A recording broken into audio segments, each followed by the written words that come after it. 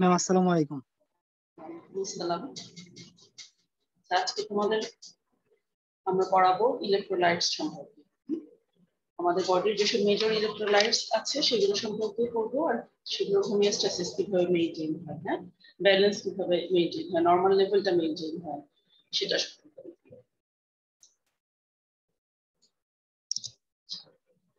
প্রথমে আমরা জেনে নেই আমাদের বডিতে কি কি ইলেকট্রোলাইটস আছে।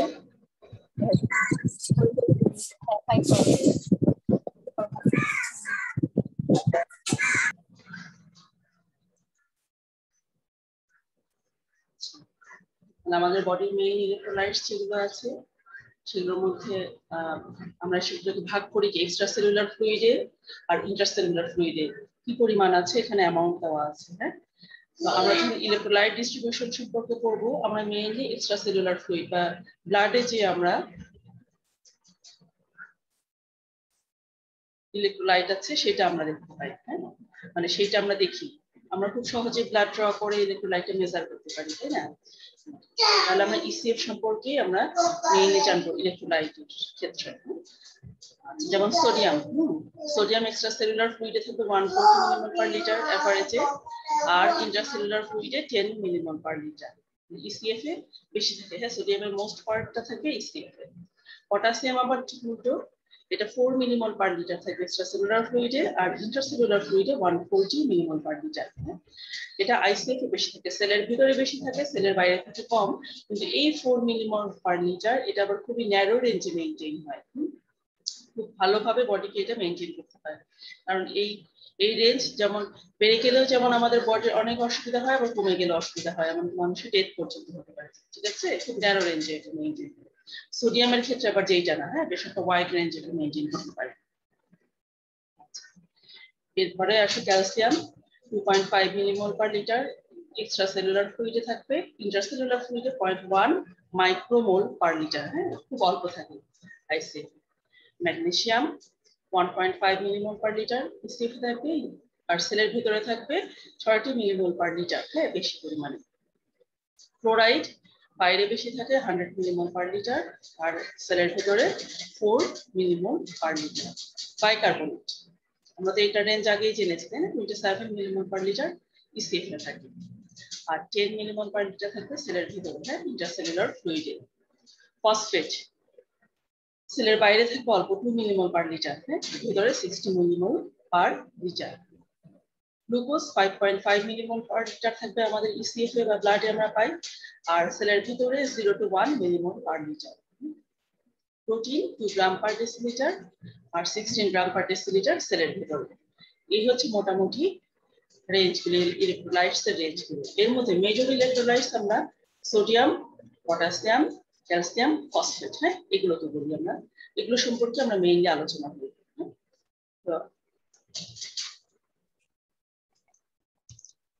তাহলে এই যে ইলেকট্রোলাইটস গুলো আমাদের বডিতে আছে কি কাজ করে? ভ্যারাইটি অফ ফাংশন এরা করে। মেইন কয়েকটা ফাংশনের কথা আমরা এখানে বলছি। বডি ওয়াটার হোমিওস্ট্যাসিস মেইনটেইন, মানে ওয়াটার লেভেলটা মেইনটেইন করে। আমরা বডি ফ্লুইড হোমিওস্ট্যাসিস পড়েছি, তখন দেখেছি ইলেকট্রোলাইটস এর কিছু ইলেকট্রোলাইটস এখানে রোল প্লে করে, তাই না? এছাড়া পিএইচ অ্যাসিড বেস ব্যালেন্স সম্পর্কে পড়েছি, সেখানেও দেখছি যে এই পিএইচ এবং অ্যাসিড বেস ব্যালেন্সে রোল প্লে করবে কিছু ইলেকট্রোলাইটস। আচ্ছা, এবার হার্ট এবং মাসল ফাংশন, হ্যাঁ, বিশেষ করে মাসল কন্ট্রাকশন, রিল্যাক্সেশন, এগুলোতে হেল্প করে, হ্যাঁ, এগুলো রেগুলেট করে ইলেকট্রোলাইটস গুলো। ইলেকট্রন ট্রান্সফার রিঅ্যাকশন, হ্যাঁ, সেখানে রোল প্লে করে। আর এনজাইম গুলোর কোফ্যাক্টর হিসেবে কাজ করে, যেমন জিঙ্ক আছে, ম্যাগনেসিয়াম আছে, ক্যালসিয়াম, হ্যাঁ, এগুলো হচ্ছে এনজাইম গুলোর কোফ্যাক্টর হিসেবে কাজ করে। আচ্ছা, একটা টার্ম মানে দুটো টার্ম সম্পর্কে আমরা জেনে নিই, হ্যাঁ, একটা হচ্ছে অসমোলারিটি আর অসমোলারিটি, হ্যাঁ, অসমোলারিটি, অসমোলারিটি। সেরামের অসমোলারিটি এটা হচ্ছে আমরা ল্যাবে যে মেজার করি পার কিলোগ্রাম সলভেন্টে নাম্বার অফ অসমোল কতটা থাকে, সেটা আমরা ল্যাবে যখন মেজার করে বের করি সেটা হচ্ছে সেরাম অসমোলারিটি। প্রতি কেজি সলভেন্টে কতটুকু কি number of osmol per kilogram solvent, তাহলে 1 কেজি সলভেন্টে কতগুলো অসমোল আছে যে কোনো মলিকিউলস এর, হ্যাঁ, সেটা হচ্ছে সিরাম অসমোলারিটি, এটা আমরা ল্যাবে মেজার করি এবং এটা সিরাম অসমোলারিটি তার কাছাকাছিই হয়, মেজারমেন্ট করে আমরা কাছাকাছি পাই। আর সিরাম অসমোলারিটিটা কি তোমরা আগে পড়েছো, সেটা কি যে পার লিটার সলিউশনে number of osmol per litre solution, 1 litre সলিউশনে, এটা পড়েছিলাম সলভেন্টে, এবং প্রতি কেজি সলভেন্টে কতগুলি অসমোল থাকে, আর এটা প্রতি লিটার সলিউশনে কতগুলো অসমোল থাকে, হ্যাঁ নাম্বার, এটাও নাম্বার, এটাও নাম্বার। তো সেরাম অসমোলারিটি আমরা বের করি ইকুয়েশন দিয়ে। হ্যাঁ, আমরা জানি যে আমাদের ইসিএফ এবার আমাদের ব্লাডে যে ইলেকট্রোলাইটস গুলো আছে, এগুলো কি আমাদের যে কোনো বডি ফ্লুইডই হচ্ছে ইলেকট্রিক্যালি নিউট্রাল, তাই না? যে যতগুলো ক্যাটায়ন থাকবে ততগুলো অ্যানায়ন থাকবে, সোডিয়াম যতগুলো থাকে ঠিক ততগুলো কিন্তু অ্যানায়নও আছে, পটাশিয়াম যতগুলো থাকে ততগুলো অ্যানায়নও থাকবে। তাহলে আমরা সোডিয়াম এবং পটাশিয়াম এটা আমরা রুটিনলি যে মেজার করি, যে দুটো ইলেকট্রোলাইট, এই দুটো ইলেকট্রোলাইটের সাথে কি করবে, 2 দিয়ে গুণ করবে, তাহলে আমরা কি অ্যানায়ন ক্যাটায়ন পাচ্ছি। এই যে নাম্বার অফ অসমোল মানে কি প্রতিটা অ্যানায়ন প্রতিটা ক্যাটায়ন কিন্তু এই যে অসমোটিক প্রেসার থেকে, তাই না, এই অসমোলে কাউন্ট করতে হবে।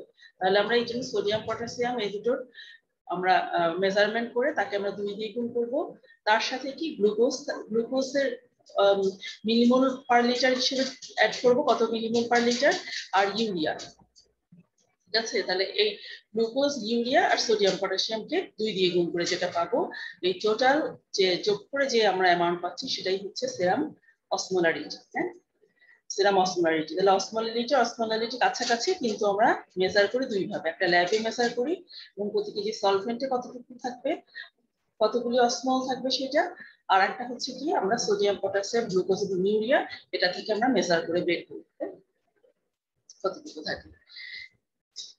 আচ্ছা, এখন হচ্ছে যে অসমোলার গ্যাপ, আরেকটা কথা, এটা কি আমরা ল্যাবে মেজার করে যে অসমোলারিটি এটা পেয়েছি তার সাথে এই যে ক্যালকুলেশন করে যে অসমোলারিটি পেলাম, এই দুটোর যদি ডিফারেন্স করি দেখবো যে খুব অল্প গ্যাপ থাকে, সেটা হচ্ছে 10 মিলিমোল পার লিটার। এটা হচ্ছে normal osmolar gap. Osmolar gap যদি বেশি হয়ে যায়, 10 এর চেয়ে বেশি হয়ে যায়, হ্যাঁ, তাহলে কি বুঝবো, এটা হচ্ছে যে অ্যাডিশনাল কিছু সলিউট আছে যেটা আমরা এই অসমোলারিটিতে আমরা মেজার করি নাই। তাহলে এই ল্যাবে মেজার করে আমরা হয়তো বেশি অ্যামাউন্টে পাবো, কিন্তু ক্যালকুলেট করেছি সোডিয়াম পটাশিয়াম গ্লুকোজ এবং ইউরিয়া, তাই না, আর তো কোনোটা আমরা দেখি নাই। বা মেইনলি আমরা অনেক সময় কি করি, শুধু সোডিয়াম এবং পটাশিয়াম থেকে বের করি। তাহলে এই যে গ্যাপ, এই গ্যাপে কি দেখাচ্ছে যে এটা হচ্ছে অ্যাডিশনাল কিছু সলিউট আছে, নরমালি যেটা থাকে না, সেটা বোঝায় এই অসমোলার গ্যাপ যদি বেড়ে যায়। হ্যাঁ, যেমন ডায়াবেটিস মেলাইটাস হলে গ্লুকোজ লেভেল বেড়ে যাবে, অসমোলার গ্যাপ বেড়ে যাবে।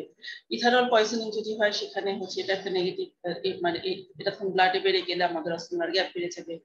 ম্যানিটল অনেক সময় ট্রিটমেন্ট পারপাসে ইউজ করা হয়, হ্যাঁ, এটা হলে অসমোলার গ্যাপ বাড়বে। ইথাইলিন গ্লাইকল যদি আমাদের ইসিএফ এ থাকে বা ব্লাডে থাকে তখন এই অসমোলার গ্যাপটা বেড়ে যেতে পারে। তাহলে এখন আসো ইন্ডিভিজুয়াল আমরা কিছু ইলেকট্রোলাইটস সম্পর্কে বলবো। প্রথমে আসি সোডিয়াম।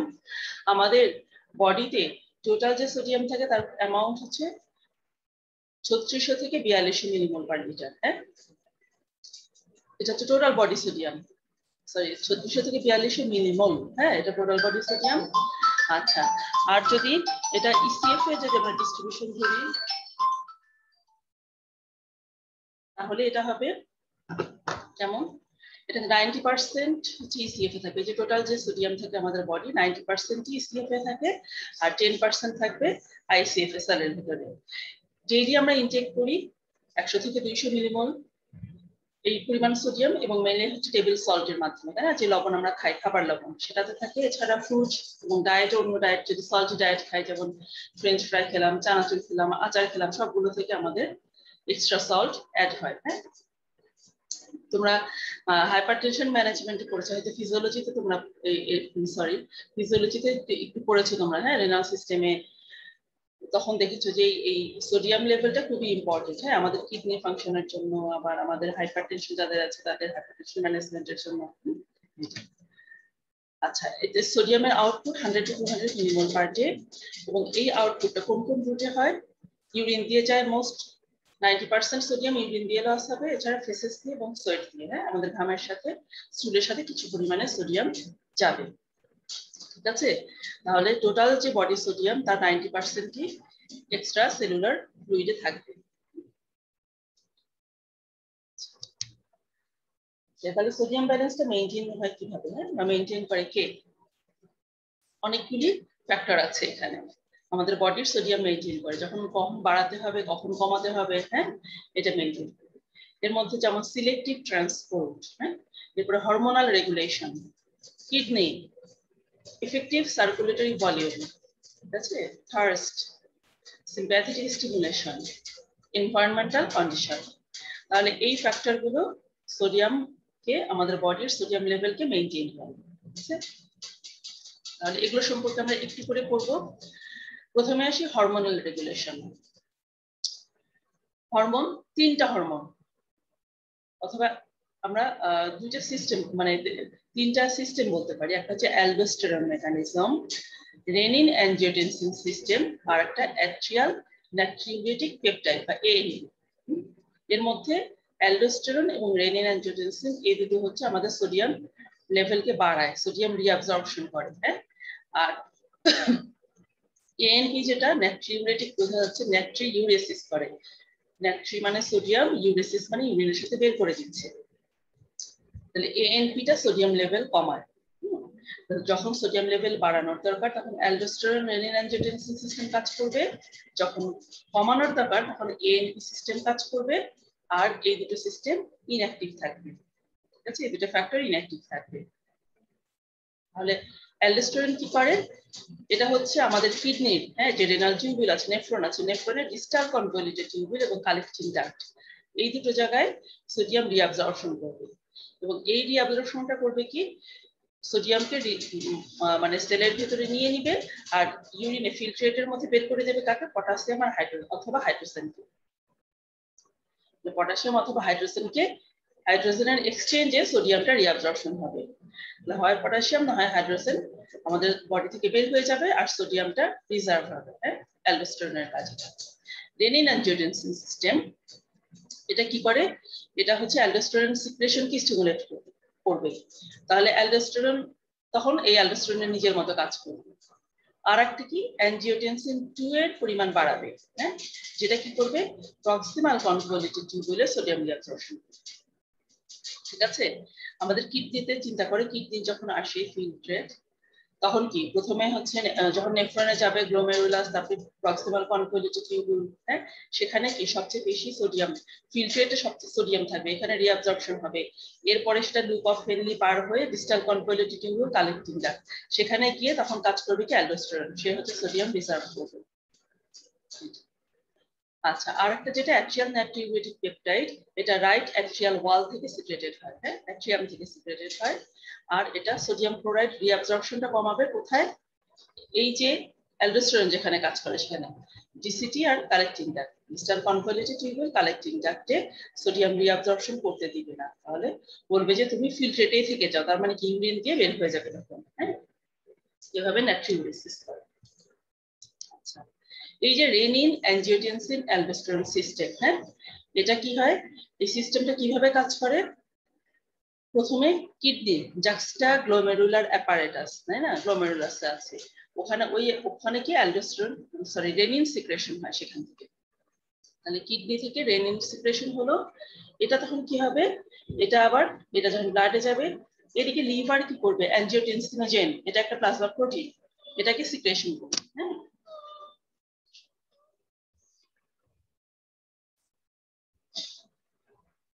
তাহলে রেনিন, সরি, রেনিন আসলো কিডনি থেকে, আর লিভার থেকে আসবে কি? অ্যানজিওটেনসিনোজেন, হ্যাঁ। লিভার কোনটা?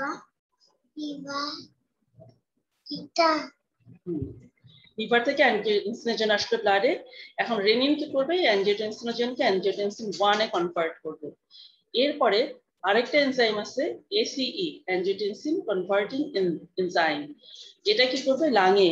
লাঙে যে পালমোনারি ব্লাডে যখন এই অ্যানজিওটেনসিন 1টা যাবে, সেখানে কনভার্ট হয়ে অ্যানজিওটেনসিন 2 তে কনভার্ট হবে। 1 থেকে 2 হলো, এই 2 তখন তার কাজ করবে, ঠিক আছে, যদি অ্যাঞ্জিওটেনসিনোজেন হিসেবে থাকে অথবা অ্যাঞ্জিওটেনসিন 1 থাকে তখন কিন্তু এই সিস্টেমটা কাজ করছে না, অ্যাঞ্জিওটেনসিন 2 তে কনভার্ট হয়ে কাজ করবে। এটা হচ্ছে অ্যালডোস্টেরন রিলিজ করতে স্টিমুলেশন দিবে কোথায়, সুপ্রারেনাল গ্ল্যান্ডে, যে কিডনির উপরে যে গ্ল্যান্ড আছে সেটা অ্যাড্রেনাল কর্টেক্সকে বলবে যে তুমি অ্যালডোস্টেরন রিলিজ করো, সিক্রেট করো, তখনও অ্যালডোস্টেরন সিক্রেশন করবে। অ্যালডোস্টেরনটা তখন গিয়ে যে হচ্ছে এই যে ডিসিটি আর কালেক্টিং ডাক্টে কাজ করবে, সোডিয়াম রিঅ্যাবজর্পশন করবে। আর অ্যাঞ্জিওটেনসিন 2 যেটা এ নিজে তখন পিসিটি তে গিয়ে বলবে যে এখানে গিয়ে সোডিয়ামকে রিঅ্যাবজর্পশন করবে, হ্যাঁ, সোডিয়াম রিঅ্যাবজর্ব করবে এখানে। তাহলে এইভাবে সোডিয়াম রিঅ্যাবজর্পশন হলো। আর যদি এই সিস্টেমগুলো যদি রেনিনে রিলিজ না হয় তাহলে এগুলো হচ্ছে রিলিজ হচ্ছে না এবং সোডিয়াম রিঅ্যাবজর্পশনও হচ্ছে না, সোডিয়াম তখন বের হয়ে যাবে বডি থেকে। তাহলে এই যে সোডিয়াম লেভেল মেইনটেইন হলো, ঠিক আছে। এই এখন এই মেইনটেনেন্সের আমরা একটা পড়লাম কি হরমোনাল সিস্টেমটা পড়লাম। এখন আরো কি কি ফ্যাক্টর আছে সোডিয়াম ব্যালেন্স মেইনটেইনের জন্য? একটা হচ্ছে কিডনি। কিডনি কি করবে? কিডনি সোডিয়াম ব্যালেন্স মেইনটেনেন্সটা ডিপেন্ড করে ডায়েটারি ইনটেক এবং ফিজিওলজিক্যাল নিডের উপর। যদি ডায়েটারি ইনটেক বেশি হয়, ফিজিওলজিক্যাল নিড যদি নরমালি থাকে তাহলে সোডিয়াম বডি থেকে বের হয়ে যাবে বেশি, কিডনি বেশি বের করে দেবে। আর যদি ফিজিওলজিক্যাল নিড বেশি থাকে তাহলে কি করবে, সোডিয়ামটাকে প্রিজার্ভ করার চেষ্টা করবে। টিউবুলার লোড সম্পর্কে তোমরা পড়েছো যে ফিল্ট্রেট দিয়ে ডেইলি কতটুকু সোডিয়াম এই ফিল্ট্রেটের মধ্যে চলে আসে। হ্যাঁ, সোডিয়ামের টিউবুলার লোড কত, 25,000 millimole per day. Daily 25,000 millimole sodium কিডনিতে চলে আসছে, তাই না? এর 99% এর বেশি রিঅ্যাবজর্পশন হয়ে যাচ্ছে। এই এত বিশাল অ্যামাউন্টের সোডিয়াম কিন্তু সবটুকুই প্রায় রিঅ্যাবজর্পশন হচ্ছে, আর 1% এর কম হচ্ছে এক্সট্রেটেড হচ্ছে। এই রিঅ্যাবজর্পশনটা হচ্ছে কোথায়? প্রায় 70% এর মতো রিঅ্যাবজর্পশন হচ্ছে প্রক্সিমাল কনভলিউটেড টিউবুলে। এবং এটা কি হয়, এটা একটা অ্যানায়নের সাথে একটা রিঅ্যাবজর্পশন হয় ক্লোরাইড অথবা বাইকার্বনেটের মাধ্যমে। এরপরে রিঅ্যাবজর্পশন হবে অ্যাসেন্ডিং লিম্ব, লুপ অফ ফেনলি। হ্যাঁ, লুপ অফ ফেনলির অ্যাসেন্ডিং লিম্বে এখানে 20 to 25% রিঅ্যাবজর্পশন হবে। এবং এখানে যে মেকানিজমে রিঅ্যাবজর্পশন হবে সেটা হচ্ছে sodium two chloride potassium symport mechanism. মানে সবগুলোই ভিতরে ঢুকবে, সেলের ভিতরে ঢুকবে, ঠিক আছে। পটাশিয়াম, ক্লোরাইড এবং সোডিয়াম তিনটাই ঢুকবে। ডিস্টাল কনভলিউটেড টিউবুলে 5% রিঅ্যাবজর্পশন হবে। এখানে হবে হচ্ছে সোডিয়াম ক্লোরাইড সিম্পোর্ট মেকানিজম। আর কালেক্টিং ডাক্টেও 5% রিঅ্যাবজর্পশন হয়। এখানে কাজ করবে sodium potassium hydrogen exchange mechanism. মানে সোডিয়ামটা রিজার্ভ হবে, বডির ভিতরে ঢুকবে, আর এর এক্সচেঞ্জে হয় পটাশিয়াম রিলিজ হবে অথবা হাইড্রোজেনটা এক্সক্রিট হবে, মানে বডি থেকে বের হয়ে যাবে। এই মেকানিজমটার কথা মনে রাখবো, এটা কিন্তু আমরা এরপরেও বারবার আমরা এই মেকানিজমটার কথা বলবো। পটাশিয়াম ব্যালেন্সের ক্ষেত্রেও আমাদের এই মেকানিজমটা কাজ করে।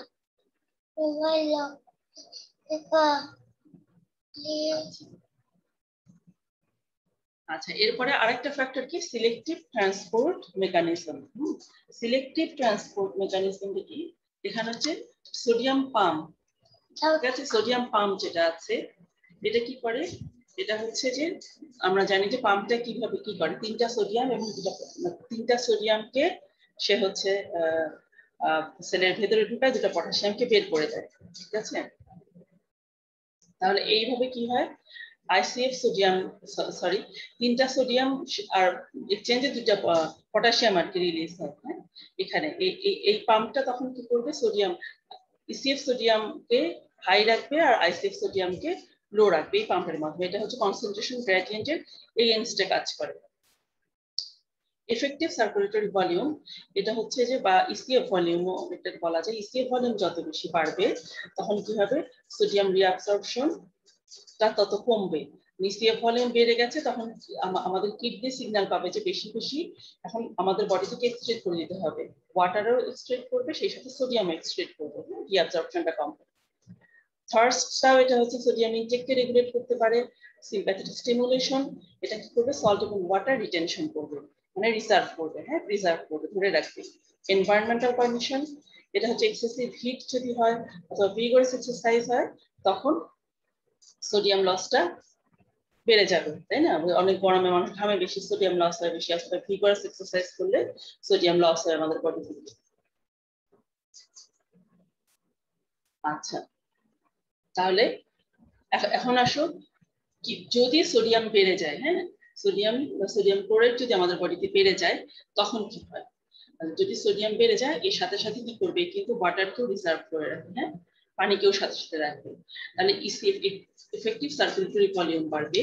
এ তখন দুইটা কাজ করবে, একটা হচ্ছে রেনাল ব্লাড ফ্লো বাড়ায়, আর একটা হচ্ছে ব্যারোরিসেপ্টরকে স্টিমুলেট করে। ঠিক আছে, যখন রেনাল ব্লাড ফ্লো বাড়বে তখন রেনিন জাক্সটাগ্লোমেরুলার সেল থেকে রেনিনার সিক্রেশন হবে না, ইনহিবিট করবে, যার ফলে কি অ্যাঞ্জিওটেনসিন 2 কমে যাচ্ছে, অ্যালডোস্টেরন ফাংশন কমে যাচ্ছে, সোডিয়াম রিঅ্যাবজর্পশন কমে যাচ্ছে। ওই সিস্টেমটা তখন কাজ করবে না, ঠিক আছে, সোডিয়াম রিঅ্যাবজর্পশন কম হবে, সোডিয়ামটা বডি থেকে বের করে দেবে। আর ব্যারোরিসেপ্টর স্টিমুলেটেড হলে এ আবার দুটো কাজ করবে, একটা হচ্ছে অ্যাট্রিয়াম থেকে অ্যাট্রিয়াল নাইট্রিউরেটেড পেপটাইড রিলিজ করবে, যেটা সোডিয়াম এক্সক্রিশন বাড়াবে, বডি থেকে সোডিয়াম বের করে দেবে।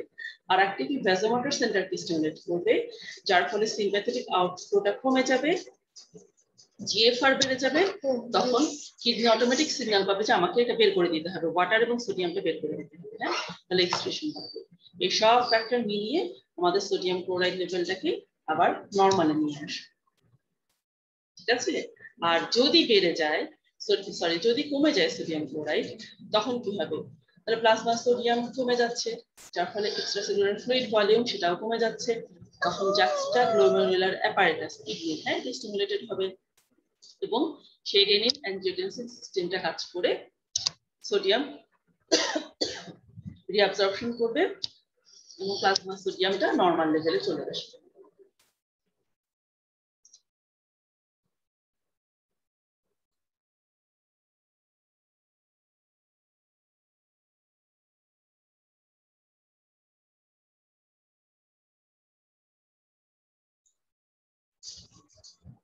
আচ্ছা, তাহলে এই যে সোডিয়াম লেভেল যে বেড়ে যাচ্ছে বা কমে যাচ্ছে, এটাই হচ্ছে সোডিয়াম লেভেলের অ্যাবনর্মালিটি, তাই না?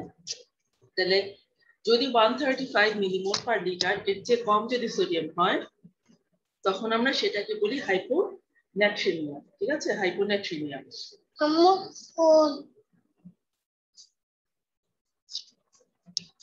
আচ্ছা,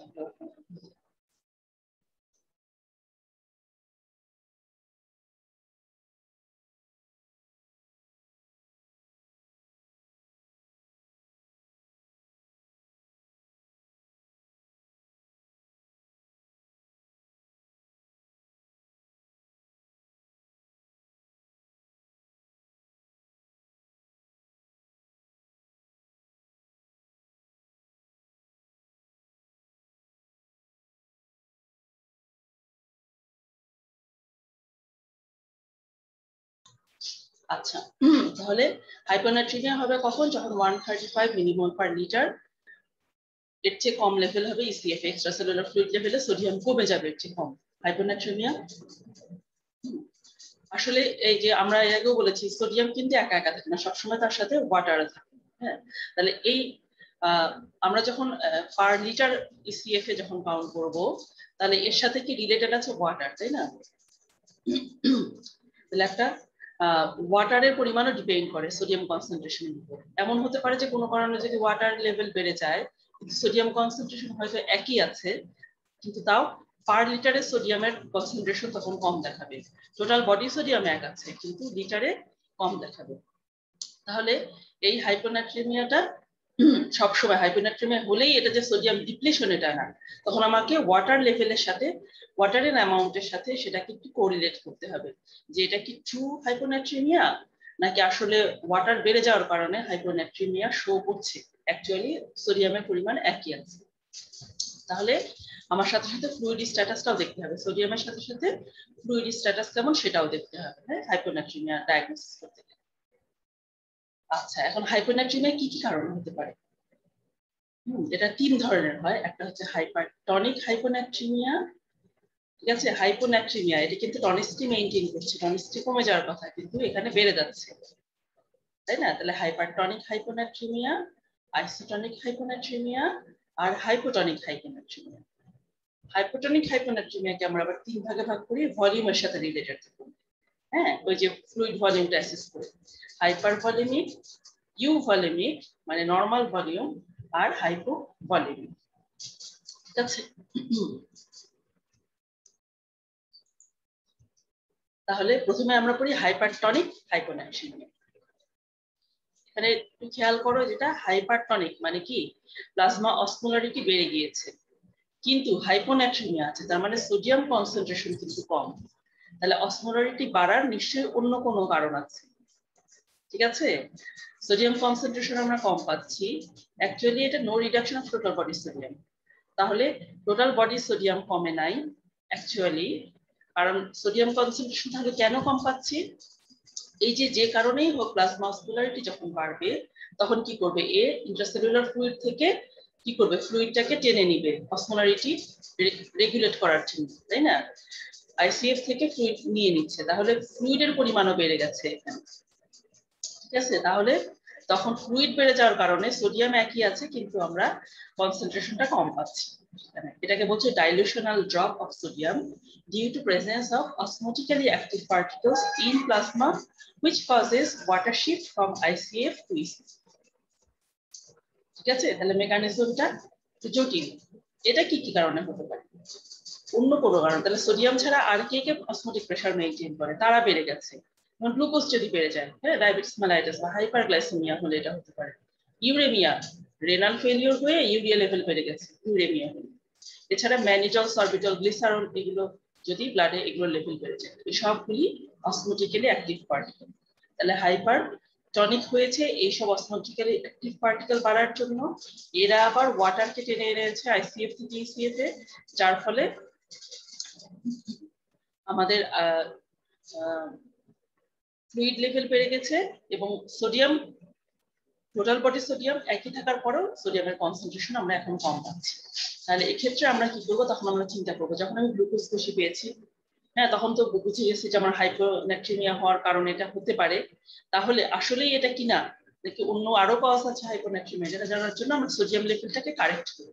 কারেক্টেড সোডিয়াম লেভেল কি, আমরা যে সোডিয়াম লেভেল পেয়েছি, এই যে কম সোডিয়াম লেভেল পেয়েছি, সেই সোডিয়াম লেভেলের সাথে যোগ করি কি গ্লুকোজ লেভেলকে আবার 4 দিয়ে ভাগ করি, 4 দিয়ে ভাগ করে যেটা পাই সেটা হচ্ছে অ্যাড করে দেই। করে এই সোডিয়াম লেভেল যদি দেখি যে নরমালে আছে 135 এর উপরে, তাহলে বুঝবো যে আমার হাইপোন্যাট্রিমিয়া আসলে নাই, নরমাল সোডিয়ামই আছে। হ্যাঁ, তখন অন্য এই অনুযায়ী আমাদের ডায়াগনোসিস অনুযায়ী তখন ট্রিটমেন্ট দিতে হবে। আর যদি দেখি যে এভাবে করেও আমার সোডিয়াম লেভেল কম আছে, তখন তাহলে এটা হাইপোন্যাট্রিমিয়া, সেটাই বোঝা যাচ্ছে। ঠিক আছে, এইভাবে আমরা সোডিয়াম লেভেলটাকে কারেক্ট করে সেটা দেখি। এখন যেটা আছে আইসোটনিক হাইপোন্যাট্রিমিয়া। আইসোটনিক মানে কি, টনিসিটি একই আছে কিন্তু সোডিয়াম লেভেল কমে গেছে। এটার কারণ কি, এটা হচ্ছে যে হাইপারপ্রোটিনেমিয়া অথবা হাইপারলিপিডেমিয়া, এটার কারণে।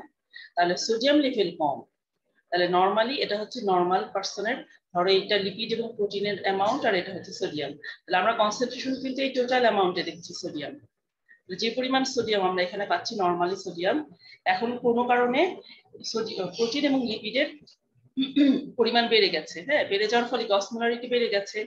তাহলে তখন কি হবে, ইলেকট্রিক্যালি সোডিয়াম কি করবে, সোডিয়াম তো সহজে সেলের ভিতরে ঢুকে যেতে পারে বা হচ্ছে এক্সক্রিশন হবে, তখন সোডিয়াম গুলো হয় সেলে ঢুকবে অথবা এক্সক্রিশন হয়ে যাবে, যার ফলে সোডিয়ামের অ্যামাউন্ট কিন্তু টোটাল অ্যামাউন্টে অসমোলারিটি একই আছে কিন্তু অসমোলারিটিটা মেইনটেইন হচ্ছে লিপিড অথবা প্রোটিন দিয়ে, আর সোডিয়ামটা কি হচ্ছে কমে গেছে, নরমাল লেভেল থেকে কমে গেছে। হ্যাঁ, এটা হচ্ছে আইসোটনিক হাইপোন্যাট্রিমিয়া। সবশেষে আসে কি হাইপোটনিক হাইপোন্যাট্রিমিয়া। এটা হচ্ছে 3 ধরনের হতে পারে।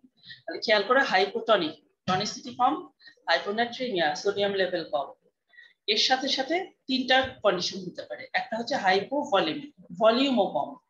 ঠিক আছে, টোটাল ফ্লুইড ভলিউমও কম, তাহলে সবই কম, টনিসিটি কম, ফ্লুইড ভলিউম কম এবং সোডিয়ামও কম। এটা হচ্ছে যে কোনো কারণে যদি আমাদের বডি থেকে সোডিয়াম এবং ওয়াটার লস হয়, ঠিক আছে, যে কারণে যে রুটে, তাহলে আমাদের এই কন্ডিশন হবে সোডিয়াম এবং ওয়াটার লস হচ্ছে।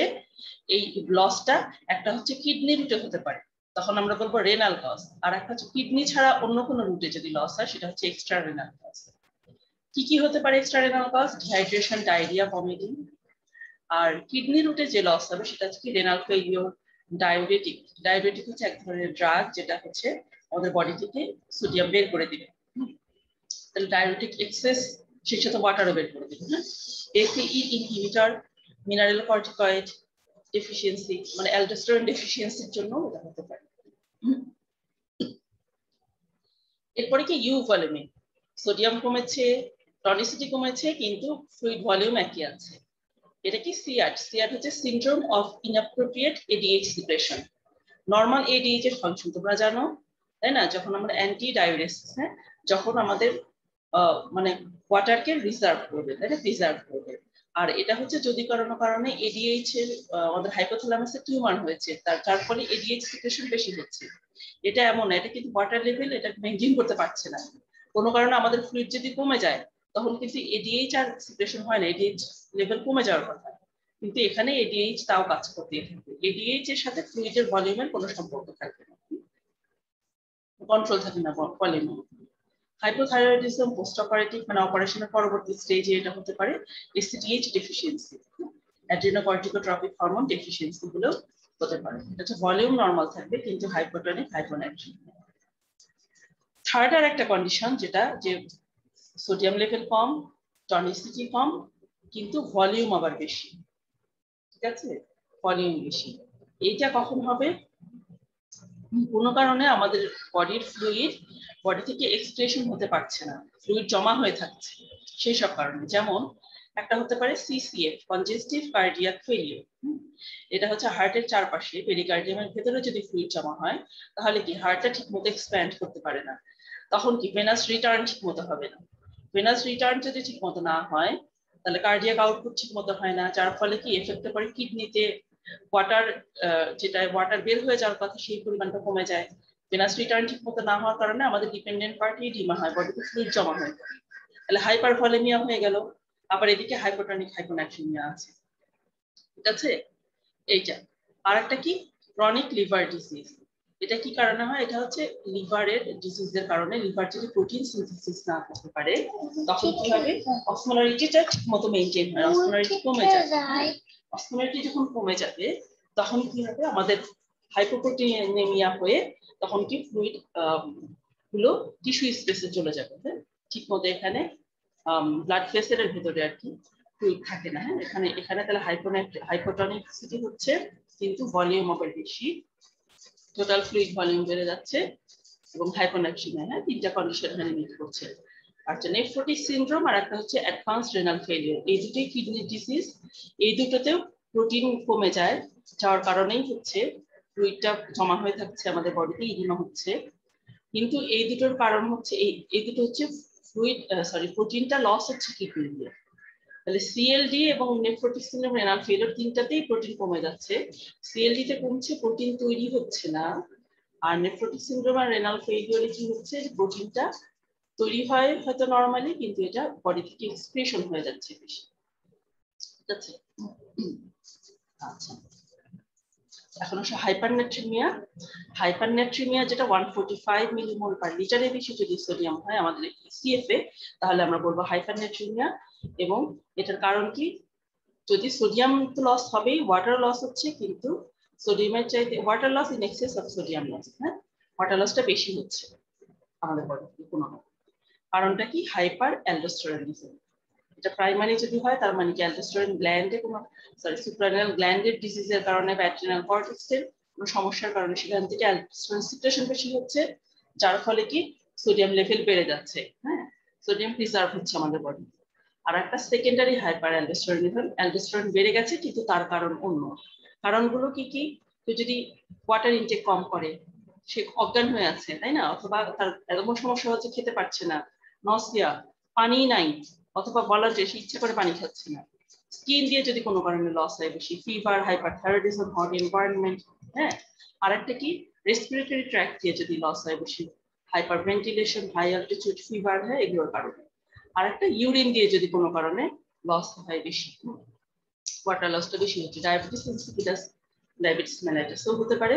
ক্রনিক নেফ্রাইটিস, লিথিয়াম নামের একটা ড্রাগ আছে সেটার জন্য হতে পারে। হাইপার ক্যালসিমিয়া হলে হতে পারে। ঠিক আছে, তাহলে সোডিয়াম লেভেল আমরা ইলেকট্রোলাইট সম্পর্কে জানলাম এবং সোডিয়ামের নরমাল লেভেল কিভাবে মেইনটেইন হয় জানলাম, কোন কোন ফ্যাক্টর এখানে কাজ করে জানলাম, আর হাইপোন্যাট্রিমিয়া হাইপারন্যাট্রিমিয়া কজ গুলো আমরা জানলাম, হ্যাঁ, এবং কিভাবে আমাদের বডি এই কন্ডিশনকে আবার নরমাল লেভেলে নিয়ে যায়, হোমিওস্ট্যাসিস মেইনটেইন করে, সেটা সম্পর্কে জেনেছি।